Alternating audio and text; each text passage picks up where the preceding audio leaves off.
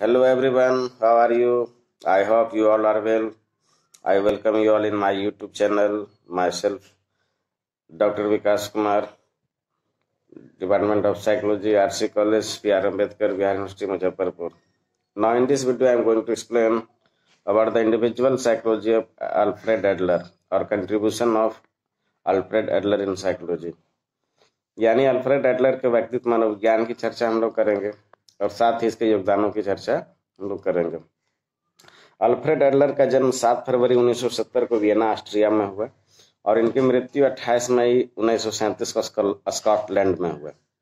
ये पेशे से प्रारंभ में चिकित्सक थे और बाद में उन्होंने मनोचिकित्सा को अपना पेशा बनाया।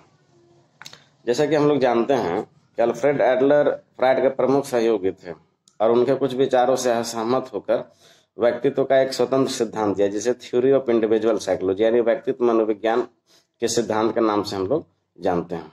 इन्होंने अपने व्यक्तित्व सिद्धांत में व्यक्ति के अनोखेपन यानी यूनिकनेस पर बल दिया। उन्होंने मानव व्यवहार की व्याख्या हेतु रियलिस्टिक और ऑप्टिमिस्टिक अप्रोच अपनाया, यानी मानव व्यवहार की व्याख्या हेतु वास्तविक और आशावादी दृष्टिकोण की वकालत की। एडलर द्वारा प्रतिपादित व्यक्तित्व का सिद्धांत वस्तुतः एक मितव्ययी सिद्धांत है, क्योंकि इनके कुछ संप्रत्यय हैं जिसके द्वारा व्यक्ति के संपूर्ण व्यक्तित्व की व्याख्या होती है। तो इनके योगदानों को हम लोग कुछ प्रमुख शीर्षकों में बांट करके अध्ययन करेंगे, जिसमें कि सबसे पहला है ऑर्गन इन्फिनिटी एंड कंपनसेशन यानी आंगिक हीनता एवं क्षतिपूर्ति। अल्फ्रेड एडलर 1970 में एक शोध पत्र प्रकाशित किए जिसका नाम था the study of organ infinity and it's physical compensation. उन्होंने अपने इस शोध पत्र में बताया कि जिन व्यक्तियों में कुछ आंगिक हीनता होती है, आंगिक हीनता का मतलब दृष्टि में कमजोरी या सुनने में कमजोरी या पैर में किसी प्रकार की समस्या है, तो वैसे लोगों को हम लोग आंगिक हीनता कहते हैं। तो जिन लोगों में आंगिक हीनता होती है वे अन्य क्षेत्रों में श्रेष्ठता स्थापित करके उस कमी को क्षतिपूर्ति करते हैं। जैसे कि आप लोगों ने नाम सुना होगा भारतीय इतिहास में सूरदास जी का, जो कि एक अंधे व्यक्ति थे और एक अच्छे कवि बनकर उन्होंने अपने अंधेपन की हीनता को दूर किया। उसी तरह वर्तमान में अरुणिमा सिन्हा का नाम आप लोग जानते होंगे। वह एक दिव्यांग होते हुए भी एवरेस्ट शिखर पर चढ़ाई की थी और उन्होंने एक नया कीर्तिमान स्थापित किया। इस तरह से हमारे समक्ष कई उदाहरण हैं जिन्होंने अपने आंगिक हीनता को दूर करके किसी दूसरे क्षेत्र में कीर्तिमान स्थापित करके अपने क्षतिपूर्ति को दूर करने का प्रयास किया। दूसरा जो महत्वपूर्ण बिंदु है वह striving for success and superiority यानी सफलता और श्रेष्ठता का प्रयास। आपको मैं बतला दूं, एडलर ने 1908 में यह बतलाया कि सभी अभिप्रेरकों के पीछे एक गत्यात्मक गल वस्तुतः आक्रामकता होती है, जिसे एडलर ने पुरुषोचित विरोध यानी मैस्कुलिन प्रोटेस्ट के नाम दिया। इनके अनुसार हीनता या दबे हुए की भावना की क्षतिपूर्ति करने के लिए मनुष्य मजबूत और श्रेष्ठ बनने की कोशिश करता है। हालांकि इस पर कई आलोचना भी हुई, चूंकि जिस कंसेप्ट का नाम इन्होंने दिया वह एक पुरुषोचित विरोध यानी एक कहीं ना कहीं एक जेंडर बेस्ड नाम लगा, इसलिए मनोवैज्ञानिकों ने इसको नकार दिया। तो पुनः 1912 में एडलर ने इसे नया नाम दिया, जिसे कि स्ट्राइविंग फॉर सुपीरियरिटी के नाम से जाना गया यानी श्रेष्ठता की कोशिश। और पुनः इन्होंने इसका नाम बदल करके सफलता या पूर्णता की कोशिश यानी स्ट्राइविंग फॉर सक्सेस कर दिया। यानी एक ही कंसेप्ट के इन्होंने 3 नामकरण किए। स्ट्राइविंग फॉर सक्सेस से तात्पर्य पूर्णता की प्राप्ति और आगे बढ़ने की मौलिक प्रेरणा से होती है, यानी हमारा व्यक्तित्व पूर्णता या सफलता प्राप्त करने की कोशिश करता है और कहीं ना कहीं उसे अपने व्यक्तित्व को पूर्ण रूप से विकसित करने में मदद करता है। तो इस तरह से इसका जो दूसरा जो प्रमुख कंसेप्ट था striving for success and superiority ये हुआ। अब हम लोग तीसरा जो इसका महत्वपूर्ण कंसेप्ट है सामाजिक अभिरुचि यानी सोशल इंटरेस्ट। एडलर का सामाजिक अभिरुचि से तात्पर्य समान रूप से मानवता के कल्याण की मनोवृत्ति एवं साथ ही दूसरों के प्रति प्राणानुभूति दिखाने की इच्छा से होती है, जो पूरी जिंदगी के दौरान व्यक्ति के व्यवहार को निर्देशित करती है। यानी कि हर एक व्यक्ति में एक सामाजिक अभिरुचि होती है जो जन्म से ही होती है, और यह एक अंतः शक्ति के रूप में व्यक्ति में मौजूद होती है और इस पूरे जीवन काल में इसका विकास एवं प्रदर्शन होता है। ठीक है। चौथा जो इसका जो मुख्य कंसेप्ट था, स्टाइल ऑफ लाइफ यानी जीवन शैली। एडलर की जीवन शैली से तात्पर्य किसी लक्ष्य पर पहुंचने का व्यक्ति का अपूर्व तरीका और साथ ही उसके आत्म संप्रति और दूसरों के प्रति विकसित मनोवृत्ति आदि से है। यानी इन्होंने जीवन शैली को लक्ष्य पर पहुंचने का एक अपूर्व तरीका माना है और दूसरों के साथ किस तरह की मनोवृत्ति विकसित होगी इसको उन्होंने अपने स्टाइल ऑफ लाइफ में महत्वपूर्ण स्थान दिया है। एडलर ने जीवन शैली को एक महत्वपूर्ण नियंत्रक बल माना है, यानी हमारे जिंदगी का एक जो महत्वपूर्ण नियंत्रक बल है उसको लाइफ स्टाइल के रूप में उन्होंने माना है, जो कि आनुवांशिकता, पर्यावरण, सामाजिक अभिरुचि है ना, सफलता के लक्ष्य आदि से प्रभावित होता है। यानी आनुवांशिकता, पर्यावरण, सामाजिक अभिरुचि ये सभी हमारे जीवन शैली को क्या करते हैं, प्रभावित करते हैं।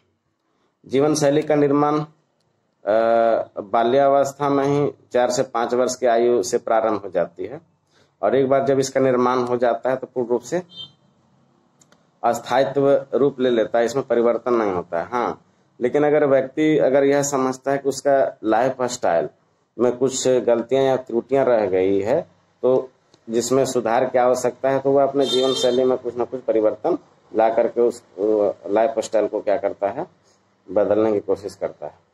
एडलर ने 4 प्रकार के लाइफ स्टाइल एटीट्यूड यानी जीवन शैली मनोवृत्ति का वर्णन अपने सिद्धांत में किया है, जिसकी चर्चा यहाँ पर आवश्यक है। इसमें जो पहला प्रकार है वह रूलिंग टाइप यानी कि दिखाने वाले प्रकार। ऐसे व्यक्ति जो होते हैं वह दूसरों पर प्रभुत्व दिखाते हैं और इनमें सामाजिक अभिरुचि की कमी पाई जाती है, यानी दूसरों पर धौल जमाएंगे और सोशल इंटरेस्ट इनका नहीं होता है, बल्कि इसके अंदर एक तरह से कहा जाए स्वार्थ की प्रवृत्ति ज्यादा होती है। दूसरा है गेटिंग टाइप यानी प्राप्त करने वाले प्रकार। ऐसे लोग दूसरों पर ज्यादा से ज्यादा निर्भर रहते हैं और हमेशा दूसरों से कुछ न कुछ प्राप्त करने की ही कोशिश करते हैं। इनमें भी सामाजिक अभिरुचि की कमी पाई जाती है। तीसरा जो प्रमुख टाइप हुआ है अवॉइडिंग टाइप यानी दूर हट जाने वाले प्रकार। ऐसे लोगों में सामान्य परिहार तथा परिस्थिति से हट जाने की प्रवृत्ति अधिक होती है, यानी ये कोई भी समस्या आएगा तो हट जाएंगे, वो फेस नहीं करते हैं।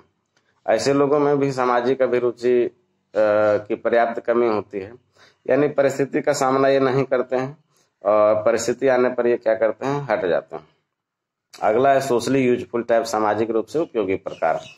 ऐसे लोगों में सामाजिक अभिरुचि बहुत ज्यादा होती है और वे अधिक सक्रिय और समाज उपयोगी होते हैं। यानी 4 प्रकार में जितने भी जीवन स्टाइल ऑफ लाइफ की चर्चा की, इसमें सबसे महत्वपूर्ण जो है सोशली यूजफुल टाइप ही महत्वपूर्ण है, सामाजिक रूप से उपयोगी प्रकार है, लाइफ स्टाइल एटीट्यूड महत्वपूर्ण है। और इसी तरह से इसी एटीट्यूड को लेकर के व्यक्ति को चलना भी चाहिए अगर उसका संपूर्ण विकास की अपेक्षा रखता है। तो एडलर ने 3 तरह के दोषपूर्ण जीवन शैली की भी चर्चा की, यानी फॉल्टी लाइफ स्टाइल की भी चर्चा की, जिसमें से सबसे पहला हुआ इंफीरियर टाइप यानी तुच्छ प्रकार। इंफीरियर टाइप वाले व्यक्ति में तीव्र आंगिक हीनता की भावना होती है तथा वो उसका पर्याप्त क्षति पूर्ति करने में असमर्थ होते हैं। अब इसकी चर्चा हमने पहले भी की थी आपके समझ कि इनमें आंगिक हीनता की भावना होती है और वे अपने क्षतिपूर्ति करने में असमर्थ होते हैं। ऐसे व्यक्ति परिस्थिति से समायोजन करने के लिए परिहार का व्यवहार करते हैं, यानी उसे दूर हटने की कोशिश करते हैं, यानी दूर हट कर कहीं अपने आप को अधिक संतुष्ट पाते हैं। दूसरा है पैम्पर टाइप अति स्नेहित प्रकार। ऐसे व्यक्ति आत्म केंद्रित स्वार्थी होते हैं, इनमें सामाजिक अभिरुचि की कमी होती है। और तीसरा जो दोषपूर्ण जीवन शैली का प्रमुख प्रकार है वह है नेग्लेक्टेड टाइप यानी तिरस्कृत प्रकार। ऐसे व्यक्ति कुछ अति स्नेहित प्रकार के ही समान होते हैं लेकिन चेतन रूप से अपने आप को बर्बाद करने में इन्हें अधिक आनंद आता है। यानी ये तिरस्कृत अपने आप को महसूस करते हैं और कहीं न कहीं इनके अंदर एक नकारात्मक टेंडेंसी, जिसको कि सुसाइडल टेंडेंसी भी कह सकते हैं, ऐसा करने में इनको आनंद की प्राप्ति होती है। तो इस तरह से इन्होंने 3 दोषपूर्ण जीवन शैली की भी चर्चा की। अगला जो इनका प्रमुख कंसेप्ट था वह था क्रिएटिव पावर, यानी सृजनात्मक शक्ति। सृजनात्मक शक्ति व्यक्ति के जीवन शैली को बहुत हद तक विकसित करने में मदद करता है। एडलर का मानना था कि प्रत्येक व्यक्ति में अपनी विशेष जीवन शैली के निर्माण की स्वतंत्रता होती है और व्यक्ति जो आज है उसके लिए वह स्वयं ही उत्तरदायी होता है। तो सृजनात्मकता शक्ति है वह व्यक्ति में सामाजिक अभिरुचि को विकसित करता है और साथ ही लक्ष्य तक पहुंचने के लिए मार्ग भी प्रशस्त करता है। तो इस तरह से सृजनात्मक शक्ति एडलर का सबसे महत्वपूर्ण कंसेप्ट माना जाता है और सृजनात्मक शक्ति के द्वारा व्यक्तित्व में निखार भी आता है। अगला जो इनका जो एक कंसेप्ट था वह था फिक्शनल फाइनलिज्म, यानी कल्पित सदस्यता या लक्ष्य।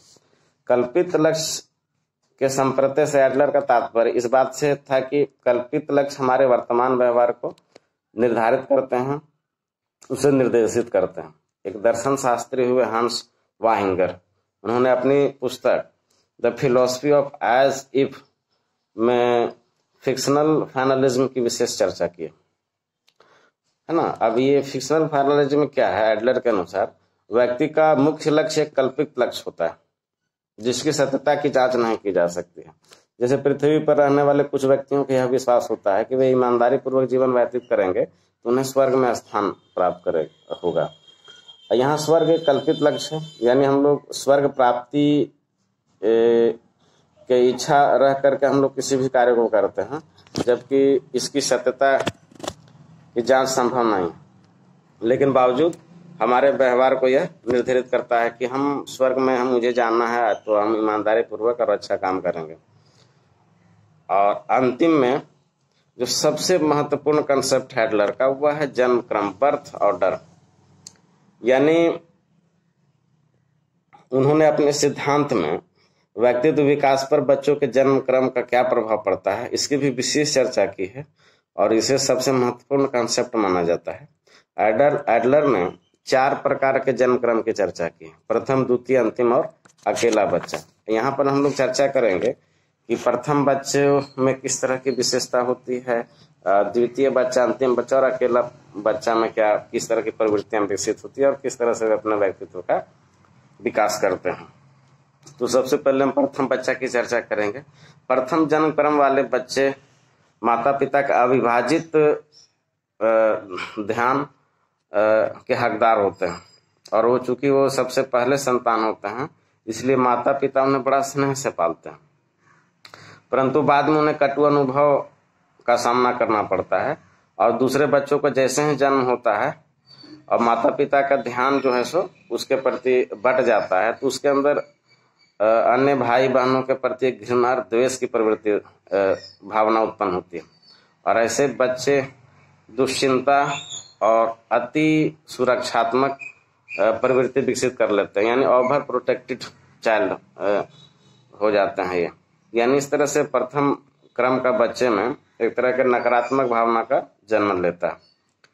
अब द्वितीय बच्चा क्या, इसके बारे में एडलर ने द्वितीय बच्चे के बारे में क्या कहा है उसकी हम लोग ध्यान देंगे। दूसरे जन्म क्रम वाले बच्चे अपेक्षाकृत अच्छी परिस्थिति में अपना जीवन शैली व्यतीत करते हैं। इनमें सामाजिक रुचि भी अधिक विस्तृत होता है, सहयोग और प्रतिस्पर्धा की भावना तीव्र होती है। क्योंकि इसके ऊपर भी एक बड़े भाई होते हैं और इसके नीचे भी छोटे भाई बहन होते हैं, तो इस तरह से इनके अंदर एक प्रारंभ से ही सहयोग एवं प्रतिस्पर्धा की भावना विकसित होती है। फलतः ये उपलब्धि उन्मुखी होते हैं, यानी ये भविष्य में कुछ लक्ष्य का निर्धारण करते हैं और उसको पाने के लिए हमेशा प्रयासरत रहते हैं। इस तरह से द्वितीय बच्चे को एडलर ने उपयुक्त माना है और कहा कि उनका व्यक्तित्व विकास बहुत ही बेहतर तरीके से होता है। अगला जो है वो अंतिम बच्चा। अंतिम जन्म क्रम वाले बच्चे की स्थिति भी थोड़ी यूनिक होती है और चूंकि माता पिता का ध्यान छोटे बच्चों पर अपेक्षाकृत कम हो पाता है, इसी स्थिति में उनमें हीन भावना पाई जाती है। फलतः इनमें समस्यात्मक बालक बनने की प्रवृत्ति यानी प्रॉब्लमेटिक चाइल्ड की समस्या होने की संभावना बढ़ जाती है। इनमें आत्मनिर्भरता का अभाव होता है। ऐसे बच्चे बहुत ज्यादा महत्वाकांक्षी होते हैं और उपलब्धि उन्मुखी होते हैं। तो इस तरह से उन्होंने 3 ऑर्डर की चर्चा की और उन्होंने अकेले बच्चे यानी माँ बाप के जो अकेला संतान होता है तो उसके बारे में भी कुछ बातें कही हैं। जो अकेला संतान होता है उनके बारे में कि उनका भी पालन पोषण बड़ा ही विचित्र स्थिति में होता है। क्योंकि ये माता पिता के अकेला संतान होते हैं, इसलिए कभी कभी इनके अंदर जो होता है वह श्रेष्ठता की भावना अधिक होती है। इनको लगता है कि हम सबसे ज्यादा काबिल हैं और वे माता पिता से ही प्रतियोगिता कर बैठते हैं, है ना। इनमें सामाजिक अभिरुचि और सहयोग की भावना का पर्याप्त अभाव होता है। इस तरह से जन्म क्रम के 4 प्रकार बताए और उसमें किस तरह के व्यक्तित्व का विकास होता है इसकी चर्चा की थी। तो इस तरह से आप हमारे एडलर महोदय का जो सिद्धांत है वो समाप्त होता है। इन्होंने इन 7 बिंदुओं के माध्यम से व्यक्तित्व के संपूर्ण व्याख्या की। बावजूद इसकी कुछ आलोचना है जिसकी चर्चा यहाँ पर आवश्यक है। एडलर के कई मनोवैज्ञानिकों का मानना है कि एडलर के कुछ संप्रत्यय जो हैं जिन्हें टेस्टेबल नहीं, जिन्हें जांच नहीं किया जा सकता, जैसे सर्जनात्मक शक्ति या फिक्शनल फाइनलिज्म, ये सब कुछ इस तरह के संप्रत्यय दिए हैं जिन्हें की जांच करना संभव नहीं। इनका एक महत्वपूर्ण कंसेप्ट है बर्थ ऑर्डर, जिसकी कि वैज्ञानिक अध्ययन संभव नहीं है, इसलिए कुछ मनोवैज्ञानिक इसको सही नहीं मानते हैं। साथ ही इन्होंने स्टाइल ऑफ लाइफ की चर्चा की, सोशल इंटरेस्ट की चर्चा की, सर्जनात्मक शक्ति, श्रेष्ठता का प्रयास आदि की चर्चा की। ये कंसेप्ट अपने में पूर्ण परिभाषित नहीं है। हालांकि इसके बावजूद भी एडलर का सिद्धांत मनोविज्ञान का सबसे महत्वपूर्ण सिद्धांत है, जो कहीं न कहीं व्यक्तित्व की व्याख्या के लिए फ्राइड के बाद अपना एक महत्वपूर्ण रोल अदा करता है। इसलिए इसका सिद्धांत ही मनोविज्ञान में एक महत्वपूर्ण सिद्धांत के रूप में हम लोग अध्ययन करते हैं। तो आज का मेरा यहीं पर टॉपिक समाप्त होता है। बहुत बहुत धन्यवाद। Be safe and take care. Thank you.